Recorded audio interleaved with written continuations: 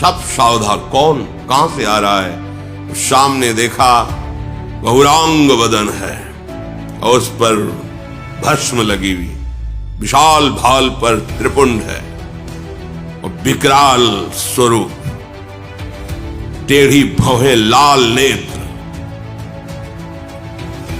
और एक सब परशुराम जो बड़े बड़े पले पले ढाल तलब कूद पड़े मंच से, भागे प्राण बचा के।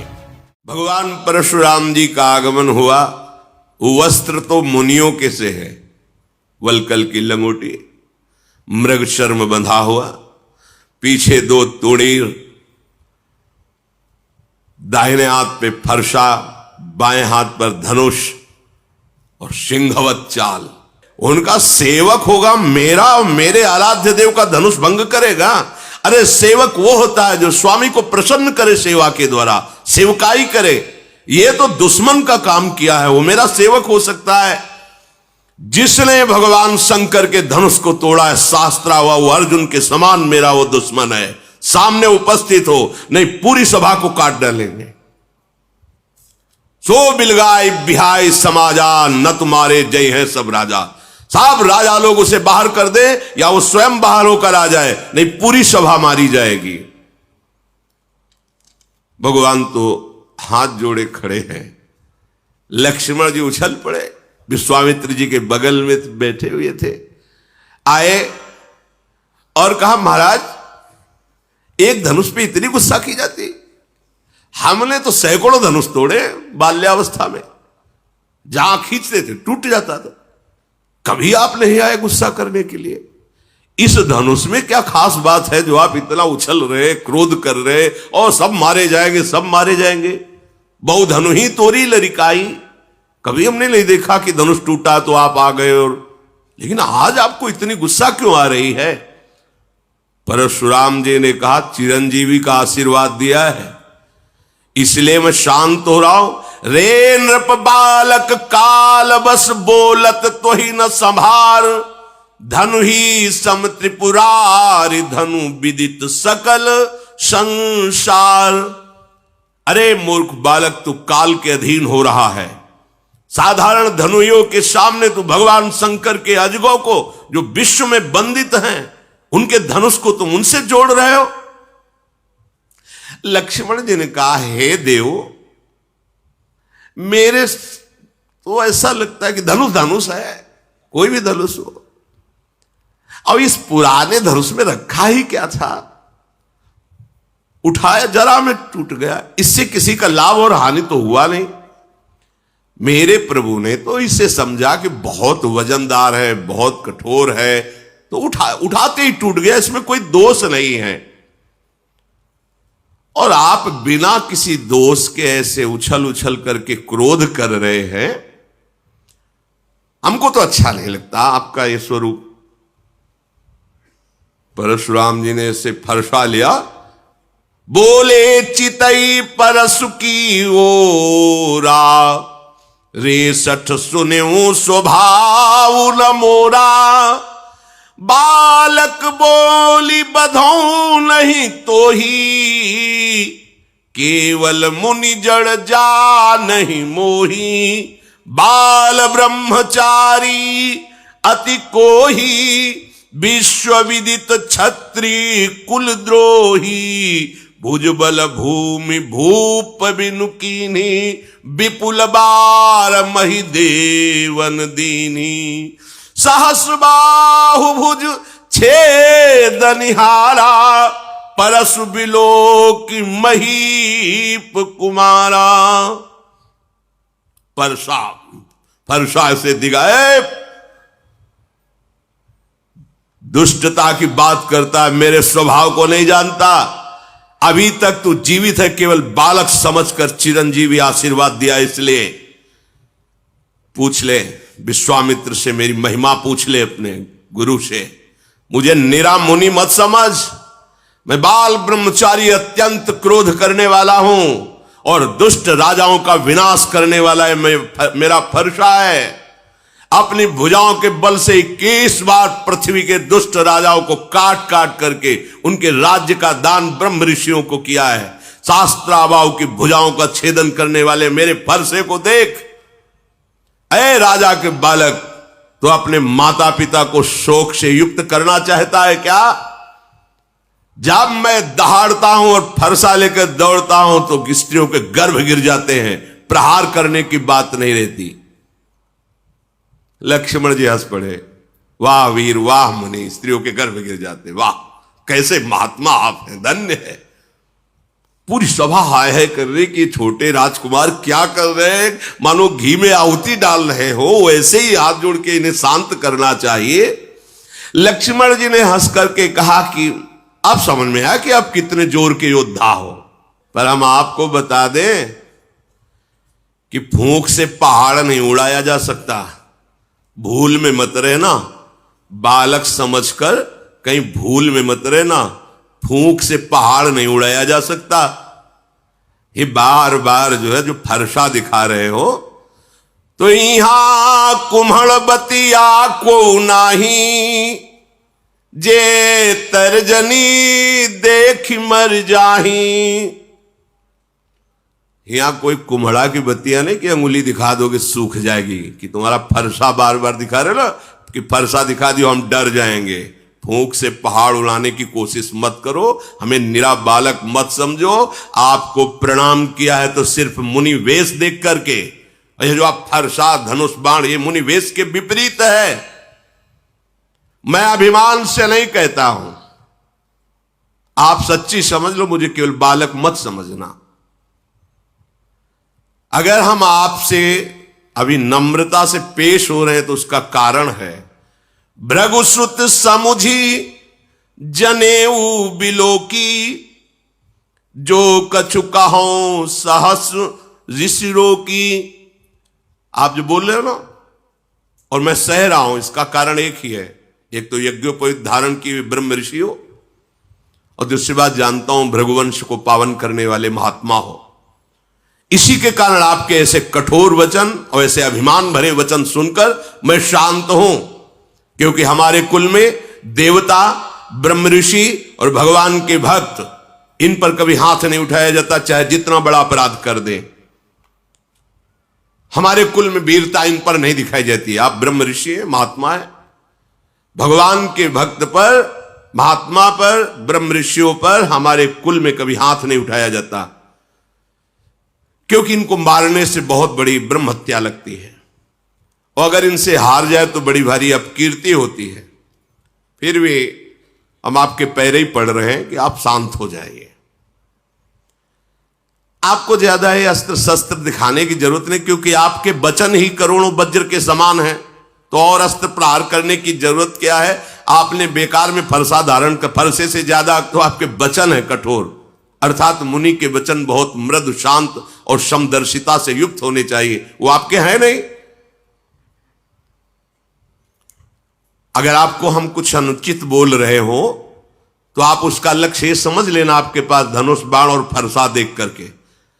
अगर आप केवल मुनि बन करके आते तो अर्घ पाद्य देकर आपके चरणों में हम बैठे रहते। पता नहीं क्या हो रहा है कि लक्ष्मण जी बोल रहे हैं और परशुराम जी का हाथ काम नहीं कर रहा, नहीं उनके सामने कोई बोल सके। अब विवश हो गए। विश्वामित्र जी का समझाओ ना अपने चेला को, बहुत उद्दंडता कर रहा है। कौशिक सुनो मंद यह बालक, कुटिल काल बस निज कुल घालक, भानुवंश राकेश कलंको, निपट निरंकुश अबुद असंको।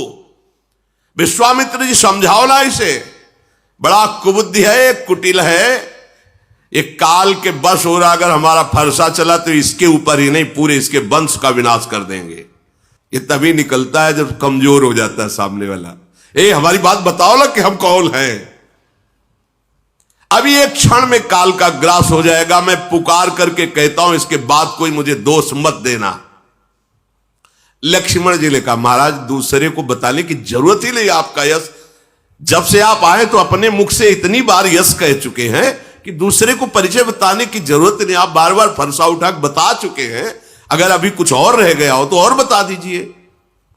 सब कह रहे कि ये जो गौरवर्ण का कुमार है तो बहुत ही विचित्र है। हमें लगता है भगवान आपको संतोष नहीं है। आप क्रोध मत रोकिए। आप वीरता का वेश धारण किए हैं, आप और बोलिए, जो कुछ करना चाहे आप कर लीजिए, आप क्रोध को रोकिए मत। पर आपको जरूर ये कहता हूं कि साधु के वेश में शोभा नहीं देता। हमने तो देखा है कि जो वीर योद्धा होते हैं वाणी से नहीं बोलते, उनका काम बाणों से होता है।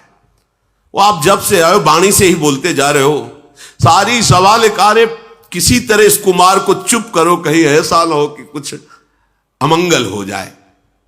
वो इधर लक्ष्मण जी ने कहा कि डींग हाँकना बंद करो महाराज, अब अपनी वाणी का वज्र प्रहार करना बंद करो। आप तो बार बार ऐसे धमका रहे हो, मतलब काल आपकी अंगुली के इशारे से ही चलता हो। लक्ष्मण जी की कठोर सुनते ही परशुराम जी ने भयानक फरसा संभाला और हाथ में लिया और बोले, आप दोष मत देना, मैं इसकी अभी गर्दन उतारता हूं। बहुत बचाया पर अब ये बचेगा नहीं। विश्वामित्र जी आ गए, क्षमा कीजिए, क्षमा कीजिए। देखो, बालकों की बातों पर आप जैसे महान ऋषि ध्यान नहीं देते, इनका स्वभाव ही ऐसा होता है। परशुराम जी ने कहा, मैं कुछ समझ नहीं पा रहा हूं कि वही मैं परशुराम, वही मेरा फरसा, मेरे हृदय में दया का लेश नहीं और गुरुद्रोही मेरे सामने कठोर वचन कह रहा, मैं कुछ कर नहीं पा रहा। ये उत्तर पर उत्तर दिए जा रहा है, मैं इसे मार नहीं पा रहा।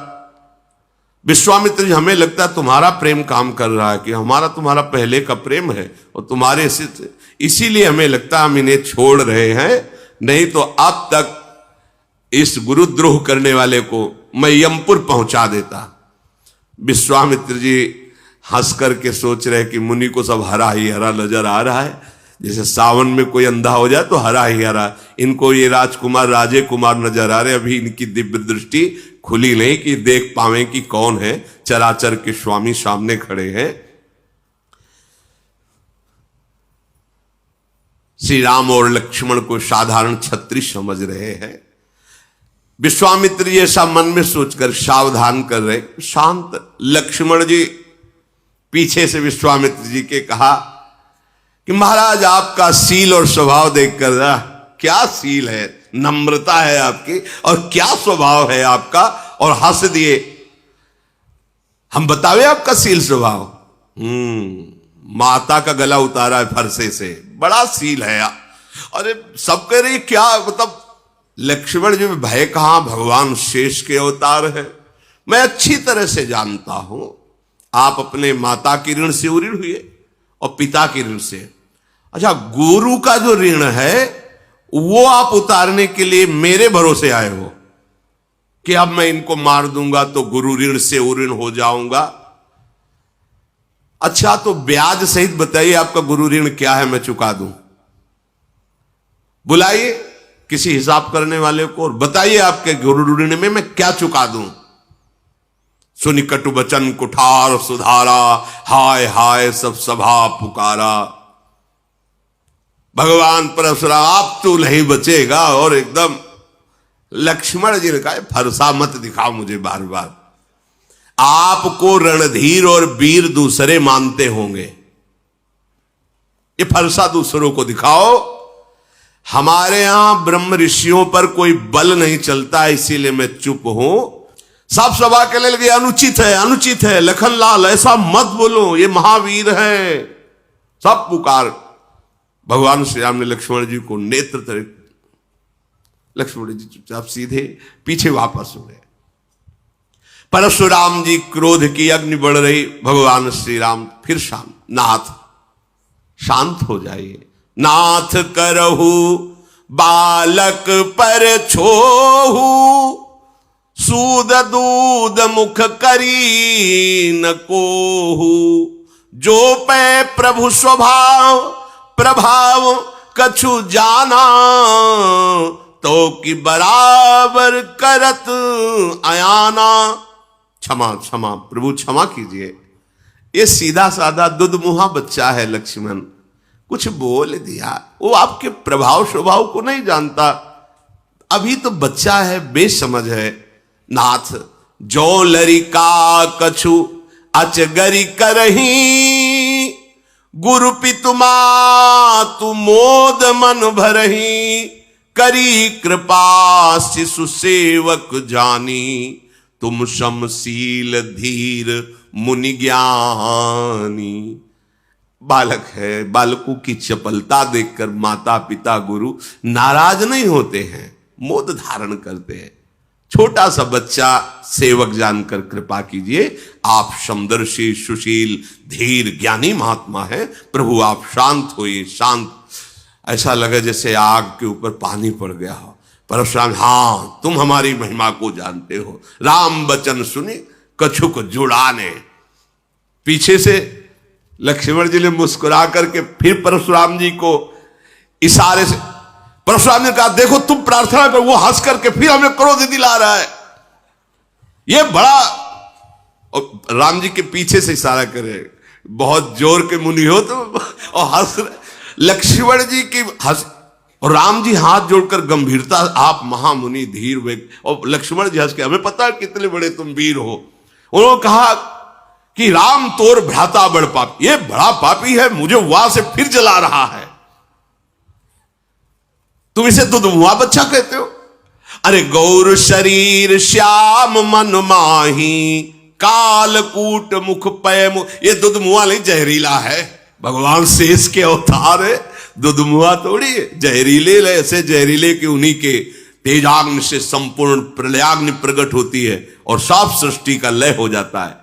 ये गोरे बदन वाला जो छोटा कुमार है, तुम इसे दुधमुआ कह रहे हो, दुधमुआ नहीं, ये विषमुआ है, बड़ा टेढ़ा है। तुम जैसे शील स्वभाव वाले हो ऐसा नहीं है वो। तुम्हारे पीछे देखो, हमको फिर चिढ़ा रहा है, देखो चिढ़ रहे भगवान परशुराम। इतने महामुनि, और लक्ष्मण जी जहां इशारे, तो वो फिर देखो बोला, गुस्सा हो रहे। लक्ष्मण जी ने खुल कर हंस के कहा कि मुनि, आपको आज तक ये ज्ञान नहीं हुआ कि क्रोध करना पाप है। इस क्रोध के वशीभूत होकर के बड़े अनुचित हो जाते हैं कार्य, पूज्य जनों की हिंसा हो जाती है।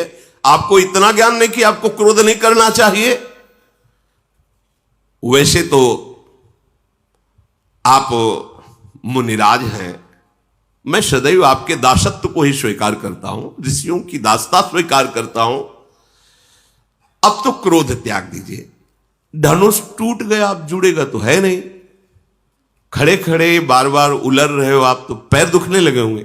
आसन पे बैठ जाओ, आपके पैर थोड़ा विश्राम कर ले, बैठ जाइए।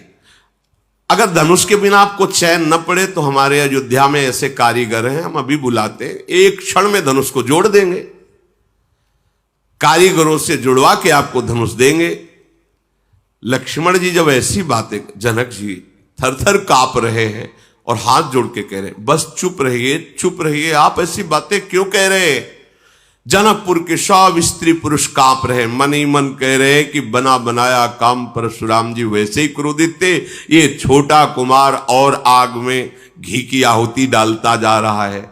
लक्ष्मण जी की निर्भय वाणी सुनकर भगवान परशुराम जी का क्रोध और बढ़ रहा है, पर हृदय में कोई क्रिया नहीं हो रही। वाणी से तो बोलने पर हृदय एकदम शांत है, ना तो मारने की इच्छा हो रही है, एकदम हृदय शीतल, क्योंकि सामने साक्षात भगवान श्री राम विराजमान है। ये मन का मैला, शरीर का सुंदर, ऐसा लग रहा है जैसे विष में से भरा सोने का कलश हो। इसको भाई बस शांत कर दो, परशुराम जी सबसे इसको शांत कर दो। लक्ष्मण जी ने हंस करके कहा कि और किसी को कहने की जरूरत ही क्या है महाराज, आपका शांत वेश देखकर वैसे ही हम शांत हैं। मतलब आपका तो खुद अशांत स्वरूप हो रहा है इस समय। प्रभु श्री राम ने ऐसे देखा, अब शांत रहिए। लक्ष्मण जी सकुचा गए और विश्वामित्र जी बुलाए, लक्ष्मण जी को पास बैठाला।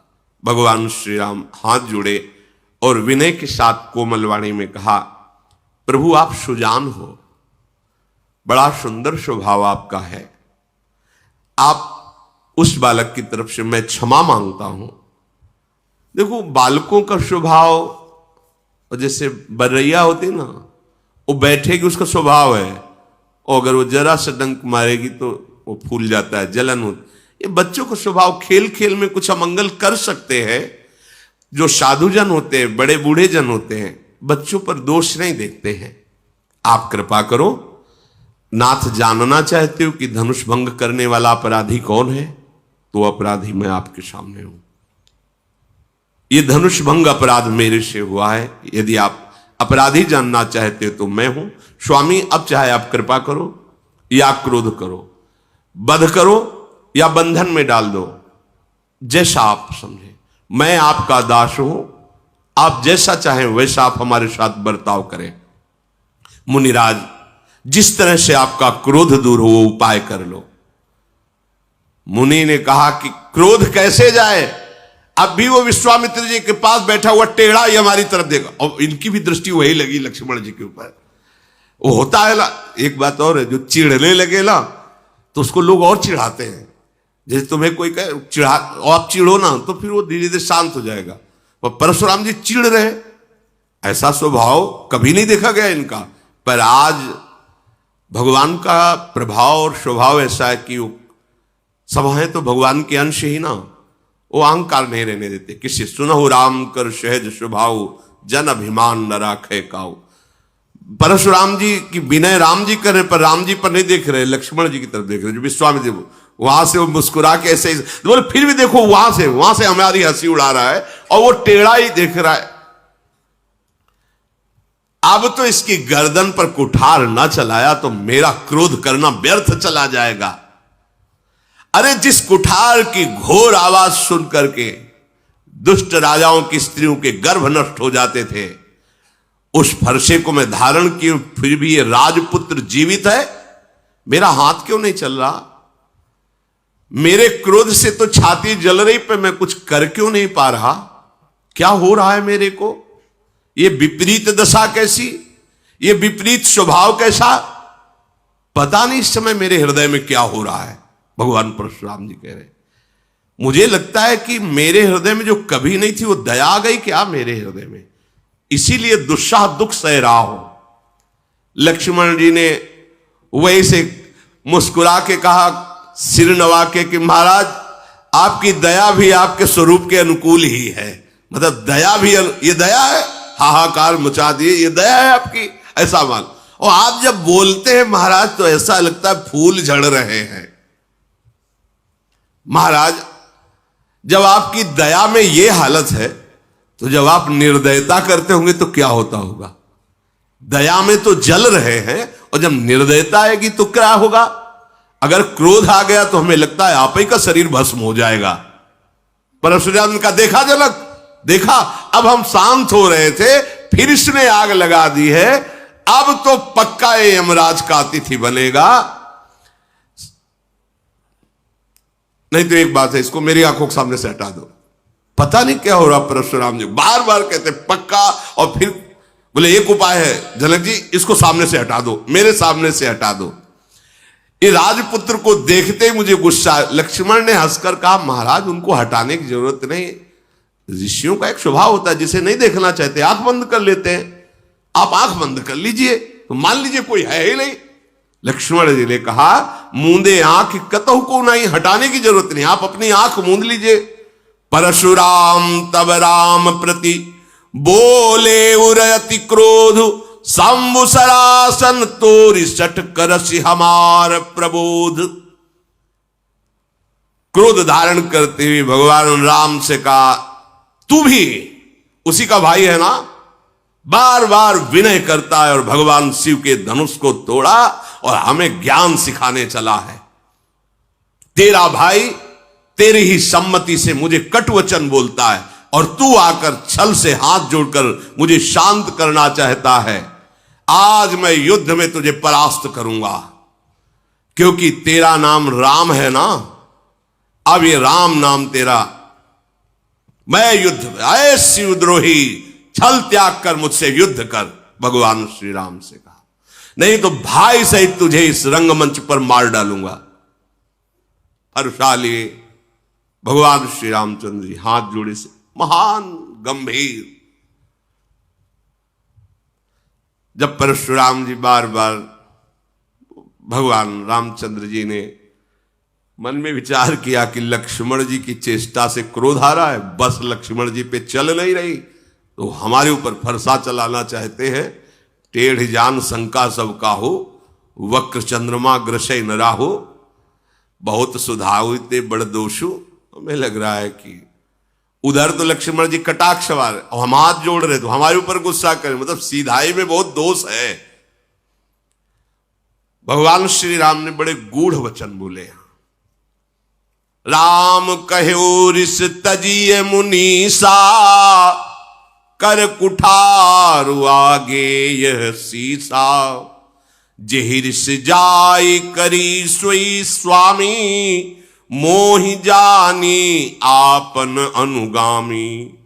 प्रभु सेवक ही समर कस, तजहु विप्रवर रोषु, बेसु बिलो के कहस कछु, बालक हूं नहीं दोष।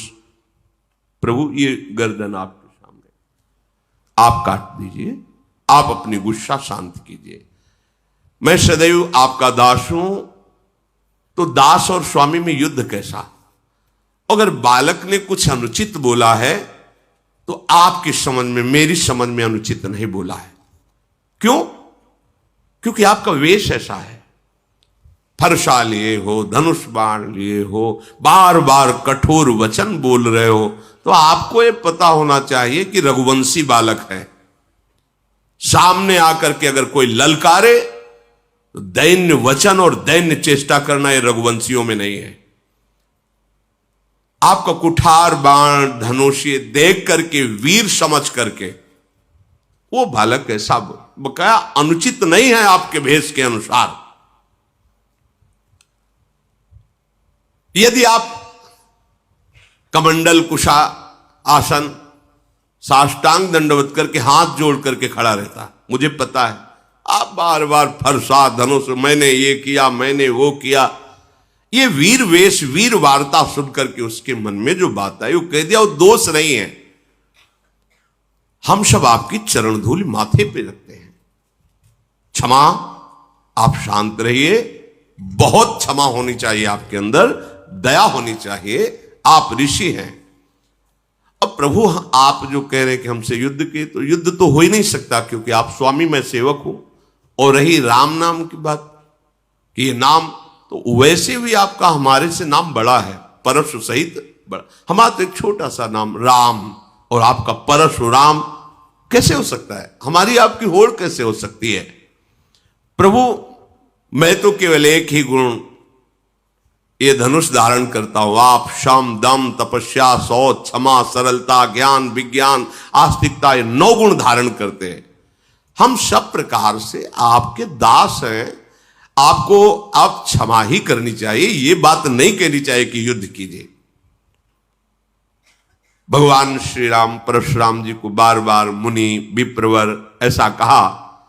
परशुराम जी क्रोधित होकर ठहाका मारकर बोले, समझ गए तुम मुझे कोरा मुनि ही समझते हो, समझ गए, तुम ही मुझे कोरा मुनि ही समझते हो। मैं ऐसा ब्रह्म ऋषि नहीं हूं जैसा तुम समझते हो।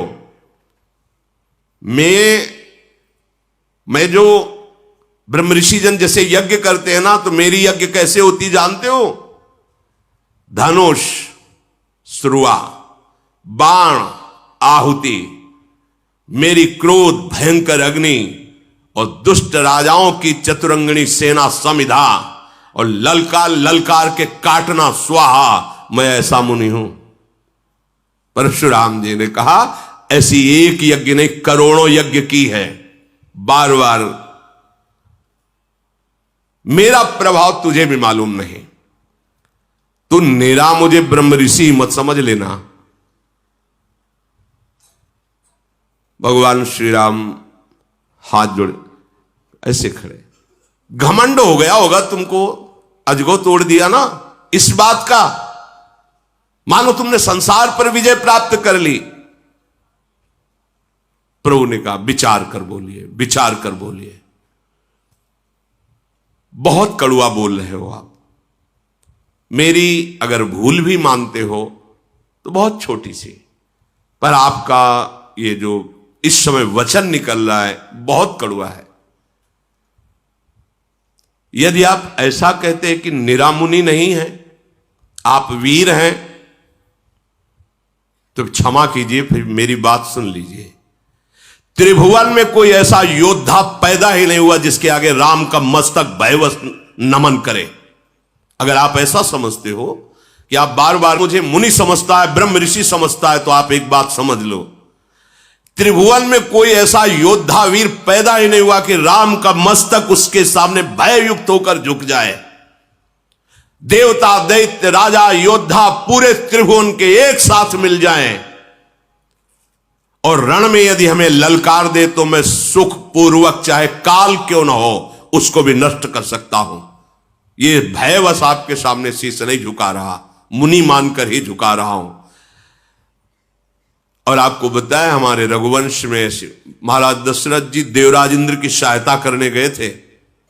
हमारे रघुवंश की कुल की ऐसी प्रशंसा है कि रण में यदि ललकार दे तो सामने चाहे कोई काल भी क्यों ना हो, कदम पीछे नहीं हटेगा।